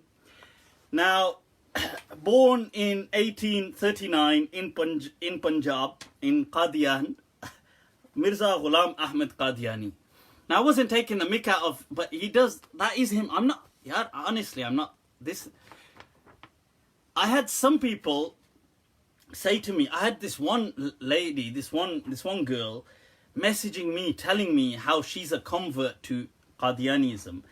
And she said, I used to be a Sunni Muslim, but I left and I became a Qadiani. So I just said, okay, good for you. And she was like, you watch what Allah is going to do to you, this. So I said to her, look, listen, okay, out of curiosity then, chalo, I'll engage you. I said, I just want to know, do you seriously, like, I want to really know, do you really believe it? Do you really believe in it? Do you really believe in him? Really? And she said, yeah, alhamdulillah. Yeah, alhamdulillah. Gotta play the both roles in it. Let me, I don't know whether she added the patta, but let's, yeah, alhamdulillah, dude. So anyway, I said, so okay, so do you believe that God spoke to our... And she said, yeah, I believe God spoke to him. I said, in Punjabi. I said, do you really believe that God spoke to Ghulam Qadiani, to Mirza Qadiani in Punjabi? Do you believe that? So she said, well, what's wrong? Why? What's the problem with that? So I said, look, let me get this right, people.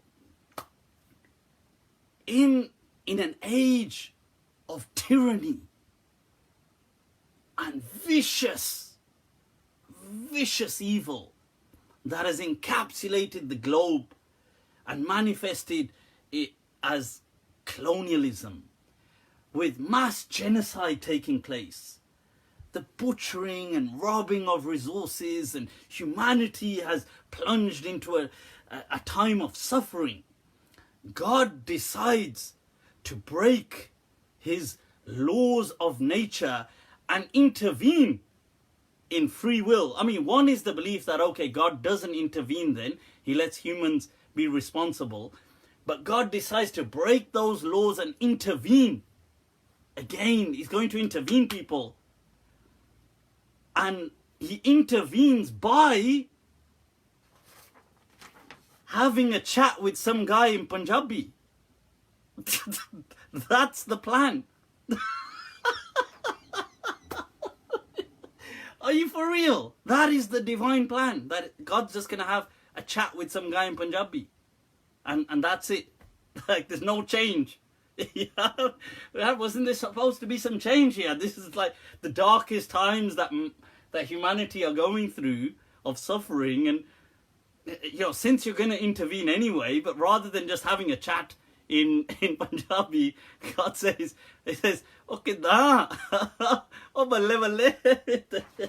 Right, so the thing is, anyway, but then God chooses obviously the most handsome of Punjab.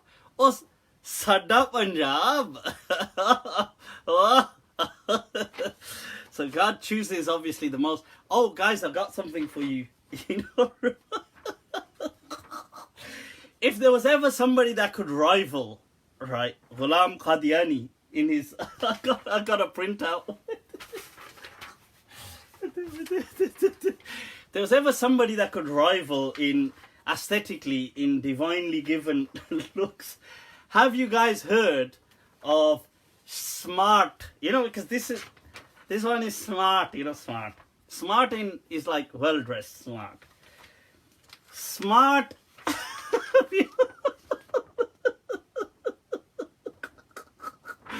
Have you heard of this guy, by the way? He's like a social media legend. His name is this is him. His name is Smart Hariram Serial Kisser. I'm not making this up. Honestly, his name is Serial Kisser. It's Smart Hariram. Hariram, I'm telling you honestly, is his posts. I took some. Let me just one moment, people, and then I'm going to carry on. Don't worry, I'm going to carry on with the. But I gotta share some of this with you. I got to, man. I got to. This is, people, this is Smart Hariram.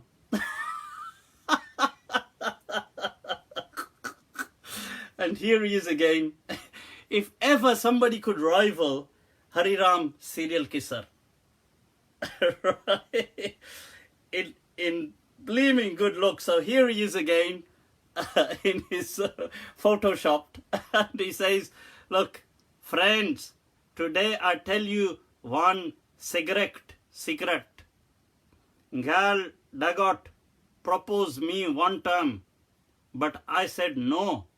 I said Hari Ram is no marriage to women, only please women. She smiles and said she is not women's. Her name is Gal. I said, okay, Gal, but I am not your boy. Hashtag serial kisser. Hashtag Hari Ram. So, Ghulam Hari Ram Qadiani. This is, and the reason why, Hari Ram is not an insult, because later on you're going to learn in a moment.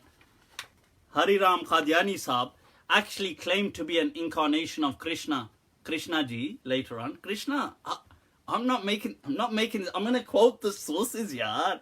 I'm not making this stuff. You guys don't believe me. This is the problem, you know. You naughty. So let's get on to a bit of facts about who was Ghulam Qadiani Sahib, aka Hari Ram. Right, so he's born in 1839 in Punjab.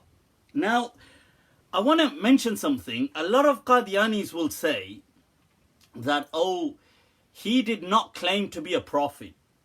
Some people will say this to you. And they will quote you his books. Right, now, the interesting thing is that's partially true. That's a half-truth. Half-truth, you know, this one, half-truth. The reason being is because Qadiani went on a developmental journey. Right, and there was, so initially, if you see in 1884, he claimed an open proclamation to be a revivalist and a reformer. So it is true, in his early years, he did not claim any kind of messianic mission or prophethood. So they will show you these books. Okay, so they will say that, look, in these books, he doesn't say that, and that is true. However, 7 years later, he made an announcement stating that he was the promised Messiah. And in 1901, he claimed to be a prophet. He claimed prophethood. And in 1904, he claimed to be Krishna. Krishna, Hari Ram, Hari Krishna, you know, that Krishna. This is nothing to do with Sikhs, by the way. Sikhs, somebody's saying something about Sikhs. He's nothing to do with Sikhs. Punjab is a huge region. In fact, a greater part of Punjab is actually in modern day Pakistan. So there's more of Punjab in Pakistan than there is in India today. So Punjab is actually nothing to do with, I mean, obviously there's Sikhs in Punjab, but there's Muslims in Punjab as well. And historically there was our good-looking guest in Punjab as well. So there are, and I accept, look, there may be some Qadianis that haven't accepted Mirza Sahib to be a prophet. There may be some, but the majority of them do. Okay. Now, some claims made by Mirza Ghulam, aka serial kisser. Okay, by the way, in his lifetime, he had an addiction to certain drugs. But, hey, I'm not one to judge. Hum judge nahi karte. No, don't judge people. Don't. Are you judging? Don't judge. We're not judging about the addiction to. He did have some addictions to certain drugs, but no judging. Right. So what did he say though? What were the claims? He said an angel comes to him. Right. The angel. He said Jibrail has been renamed as Ail. Ail, not Jibrail. Ail. Said his new name was Ail. And he said, Ail comes to me again and again. This was in his book called Haqiqatul Wahi on page 103. 103, huh? He said, I swear by Allah, saying that these are the words of Allah which were revealed to me. This is in his book Haqiqatul Wahi. People, he said, check this out. In his book Ruhani Khazain, Spiritual Treasures, he said that, and I swear by the Lord that he has placed my name as a Nabi, as a prophet, and he has called me the promised Messiah. In his son's book, Mirza Bashiruddin, he wrote, it is very clear and evident that after the Prophet Muhammad sallallahu alaihi wasallam, the door of prophethood is still open. Haqiqatun Nabuwa. That was the book. He writes in his Mirza Hariram Qadiani writes in his book Ruhani Khazain, afterwards revelation kept coming to me as the rain, clearly addressing me as a prophet. These were his words. I'm not saying that. He's saying. In another one of his books, he wrote in Haqiqatul Wahi, I am Adam, I am Noah, I am David, I am Jesus, the son of Mary, and I am Muhammad. These were the words of Ghulam Sahib. Right. So this was in his Haqiqatul Wahi, page 521. 521. Right, okay. In his book Kashti and Noah, the Ark of Noah. Kashti and Noah, right, this is what he used to call his new Sharia. He used to call his new laws that he's bought Kashti and Noah, the Ark of Noah. In this he writes, blessed is that person who recognized me. That of course you're gonna, well, obviously you're going to be, well, you have to recognize him obviously with that dhoti he's wearing on his head. Sorry. Keep it academic. Okay, so these are his words, okay. I'm not making any of this up because some people might think I'm making this up. His followers send salatu was salam upon him. So for example, in the books of Al-Fazl al-Qadiani, you have the book of Darood was salam upon him, that they call him the Imam of the creation, as-salatu was salamu alayka, stuff like this, they send that upon him. Okay. In one of his, now in his early years, he did write, so in his early books, like Kitabul Bariya, he writes, anyone who claims to be a prophet after the prophet is cursed. So sometimes Qadianis will show these early things and say, look, he didn't make these claims, but that's in his early years. That is true. He did used to say, I have no claim to prophethood. That is in his book. So in his early years, he did do a lot of this. In Ainai Kamalat, he writes, I am not a prophet. I am an addressee. So somebody who God speaks to.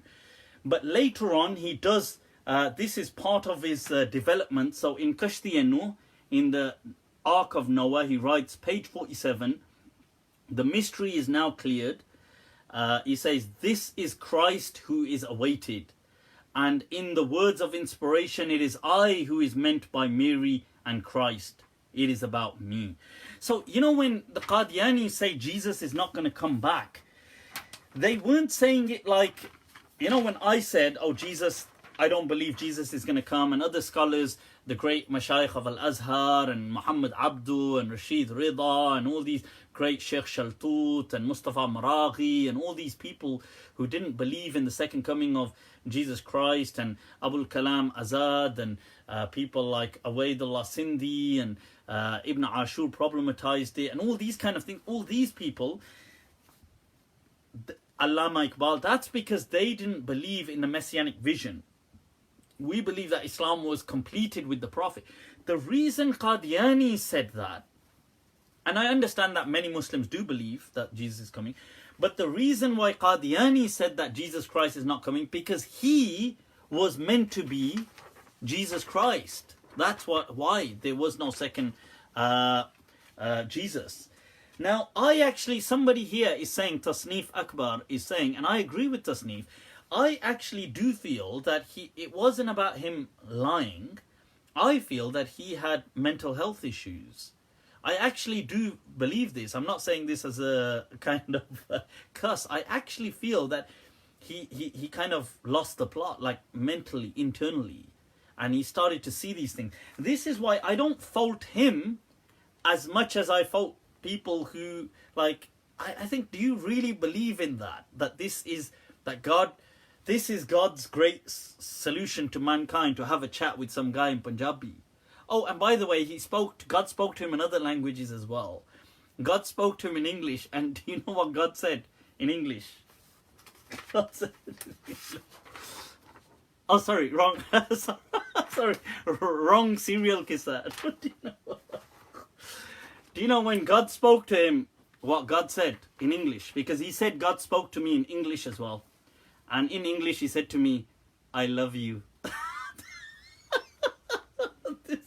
I'm not making this up. Yeah, I'm not making this up. He actually said, God spoke to me in English and he said, I love you. I love you, yeah. I love you. That was God's English to him. It really was that God said to him in English, I love you. Yeah, what is God doing? If he's going to intervene, this is not the time to intervene by just having gupshup in Punjabi and just saying I love you in English. There's got to be some other intervention. Right, so okay. Now, by the way, he came out with some verses of the Quran himself. He said about other verses, so he said that certain, in his book, Tazkirah Majmu'ah Ilhamat, page 281, he wrote that Surah Al-Kawthar, Inna A'taynak Al-Kawthar, was revealed to him. And the verse in Surah Inshirah about لَقَدْ وَرَفَعْنَا لَكَ ذِكْرَكَ, that we have raised your praise, was revealed about him. He said that the verse of the Quran, وَمَا أَرْسَلْنَاكَ إِلَّا رَحْمَةً لِلْعَالَمِينَ, we have not sent you except as a mercy for the worlds, was revealed about him. These are in his book, Tazkirah Majmu'ah Ilhamat, page 281. Then he said there were new verses of the Quran that were revealed to him, like Ahlus Suffa wa ma adraka ma Ahlus Suffa. The people of Suffa, and what do you know about the people of Suffa? You will see their eyes are flowing with tears, and peace and blessings upon you, and so on. And these were new parts of the Quran that came to him. And in another verse, God said, and we have revealed it close to Qadian. That's a verse of the Quran. That, according to, it was a new verse of the Quran, that we have revealed it close to Qadian. Yeah. And in another thing, he said as well that, you know, the Masjid al-Aqsa was his mosque in Qadian. And he said on the night journey, the Prophet didn't go to, in the night, what I believe was, and many people believe was a vision, and other Muslims believe was physical, but either way, that where the Prophet went, they said he didn't go to Jerusalem, he went to Pakistan. He went, honestly, I'm not making this up. He says in his book that he went to Pakistan, to Qadian. I mean, it wasn't called Pakistan then, but it was Punjab, that the Prophet travelled to the Punjab in Qadian, and that's where he went to that mosque. And he declared his masjid to be as virtuous as Mecca. And he said that if you don't have money to do Hajj, you can come to his place, his kind of masjid. Now, later on in life, towards the end of his life, he declared himself to be Krishna. And he said that he saw this in a dream, and Hindus prostrating to him and stuff like this. So this is not me, and I do actually believe this is a reflection of his mental health. Right, so I'm not kind of, see, like he said in Aina Kamalat in page 564, he wrote, I saw in a dream that I am the Lord. I then firmly believed that it was so. In Kitab al-Bariya, page 85, he wrote, I saw in one vision that I am God, and I then firmly believed in it. Bloody, you know that hadith of, indeed, God is beautiful. It gives it a whole new... Okay, I need to behave. Okay, but it gives it a whole new meaning.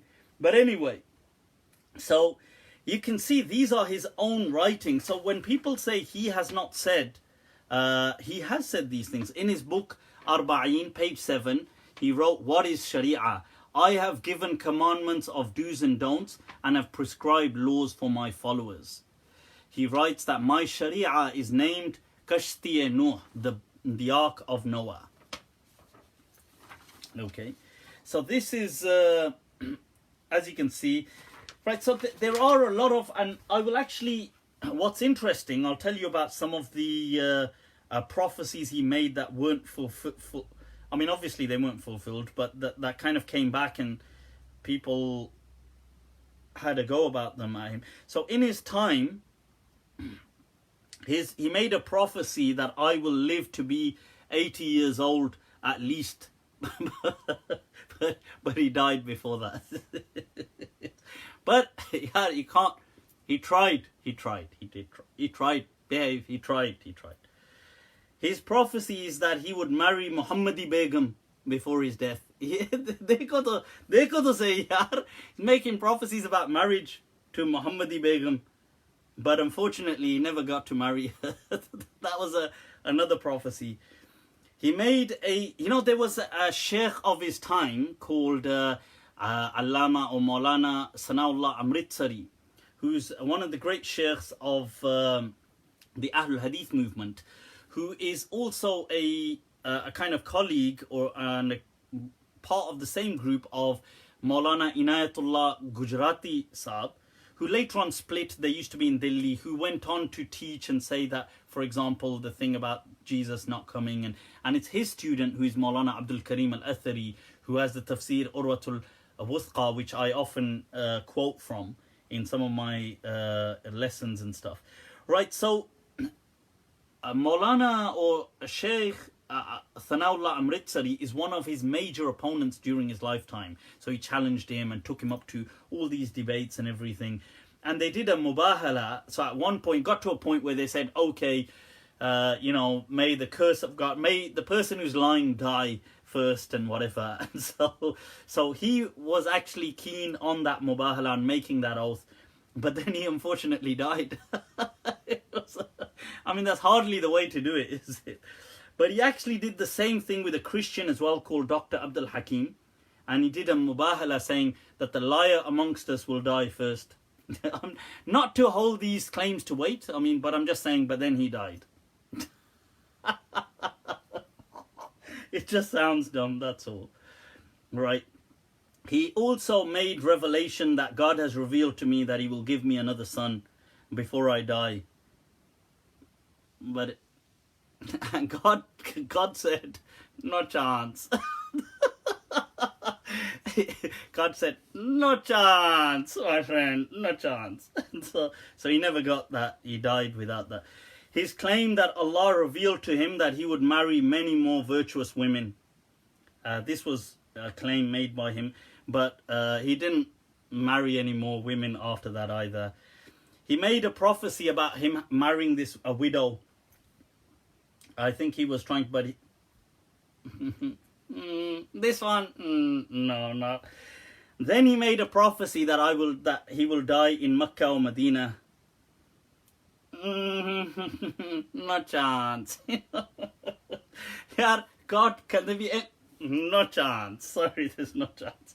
So all of these things, unfortunately, he died of cholera, and he got cholera. And in fact, in his earlier things, he said cholera was such a curse from God, but then he got it himself, and he actually died because, I mean, not to, obviously because of old age as well, but also because of indigestion and having toilet problems, and his colon and things like that got infected, and he couldn't go to the toilet, and so he just eventually died. Yeah, you're thinking I'm taking the mick. I'm not, yaar. I'm just stating the facts. I'm going with the facts, man. The facts. Okay, take the facts. Okay, just take them. Okay, so for example, Bashir, his son, writes in his biography, my mother informed me that the first attack of looseness, what do you think, like attack as in the British attack, as in the colonial? No, yaar, not the colonial attacks, of looseness of bowels. यहाँ से attack हो रहा है वहाँ नहीं यहाँ की फटी हुई है. It's like this halat kharab. So he said, my mother informed me that the first attack of looseness of bowels upon the promised Messiah occurred when he was at his dining room table. Later I started pressing his legs and he lay in comfort. After a short while, he again felt the call of nature and used the bathroom a couple of times. Then he goes on saying he became very weak and so on. Once again, he had an urge, but he was too weak to go to the lavatory. I made arrangements for him close to his bed. These are all part of his son's in Ruhani Khaza'in, part of his son's biography of him.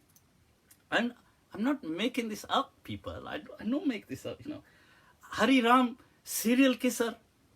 Meri ye majal. I have no I have no right to make anything up. So, and then you have his doctor, for example, his final, he writes as well that Huzur could not talk 2 hours before death. Dr. Mirza Yaqub Beg and Dr. Sayyid Muhammad Husal Shah were the attending physicians. Huzur asked for paper and wrote on it, I have too much dryness, I can't talk, and said some other words which could not be read. Chalo, at least I know, because obviously loose motion ho gaya, loose motion. So these were some of the things that obviously Hazrat over here, Hazrat Saab, yeah, people behave people, right? So that he had, and the thing is that in his right, in his final days, you can see his stomach, he had too many loose motions, as you can see there. Oh, blaming good looking fella there. Look at that, people. Right, so Hari Ram, smart Hari Ram, serial kisser. You know, this is the, so anyway, so this is the story. So look, this is the background of, and I actually genuinely believe that he that Hari Ram Sahib, Hazrat, was actually mentally unstable. So I think it's really more surprising. So I don't find sometimes his things as surprising as I find that of his followers that so passionately follow him.